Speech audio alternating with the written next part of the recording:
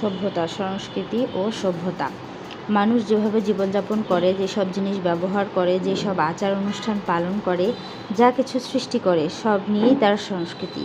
খাদ্য, বাসস্থান, তৈজসপত্র, যানবাহন, পোশাক, অলঙ্কার, উৎসব, গীতিবিদ্যা, ভাষা, সাহিত্য, ধর্মীয় রীতিনীতি, সঙ্গীত, নৃত্য সব কিছুই সংস্কৃতির অংশ। অনেক সময় বলা হয় যে তৈজসপত্র কি সংস্কৃতির অংশ? দেখে মনে হয় তৈজসপত্র সংস্কৃতির অংশ নয়, কিন্তু আসলেই আমাদের ব্যবহৃত তৈজসপত্রগুলোও আমাদের সংস্কৃতির অংশ। মানুষ অনবরত চেষ্টার ফলে বিজ্ঞান ও কলাকৌশলের নতুন নতুন আবিষ্কার ঘটে।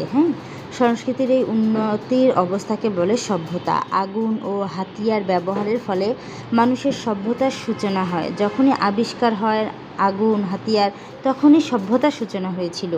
প্রাচীন সভ্যতার অভ্যুদয় ঘটে এশিয়া ও আফ্রিকা মহাদেশে। তার মানে প্রাচীনতম সভ্যতার সর্বপ্রথম অভ্যুদয় ঘটে এশিয়ার আফ্রিকা মহাদেশে। কয়েকটি নদী অববাহিকা ছিল প্রাচীন সভ্যতার পীঠস্থান। নদীকে কেন্দ্র করেই এই সভ্যতাগুলো গড়ে উঠেছিল। ম্যাকাইভার বলেন, culture is what we are, civilisation is what we use or have. Culture হচ্ছে সেটা যেটা আমাদের আছে, আর সিভিলাইজেশন হচ্ছে সভ্যতা হচ্ছে সংস্কৃতি হচ্ছে আমরা যেটা ব্যবহার করি, সেটাই হচ্ছে আমাদের সংস্কৃতি। তার সংস্কৃতি হচ্ছে একটি জীবন প্রণালী। সংস্কৃতি গোটাটাই একটা জীবন প্রণালী। সংস্কৃতি বলতে আমরা সার্বিক জীবনযাপন, আমাদের যা কিছু হচ্ছে খাদ্য, বাসস্থান, যানবাহন, পোশাক সব আমাদের সংস্কৃতির অংশ। সংস্কৃতি বলতে বোঝায় প্রতিটি মানুষের ব্যক্তিগত আচরণ। প্রতিটি মানুষের ব্যক্তিগত আচরণই সংস্কৃতি। নিম্নের কোনটি সর্বজনীন সংস্কৃতির উপাদান নয়? সুনামি তো প্রত্যেকটা সমাজে হয় না, যেটা সার্বজনীন সুনামির অংশ হবে।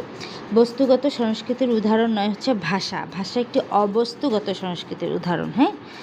প্রাচীন সভ্যতাগুলো গড়ে ওঠার ক্ষেত্রে সর্বাধিক রেখেছিল নদী।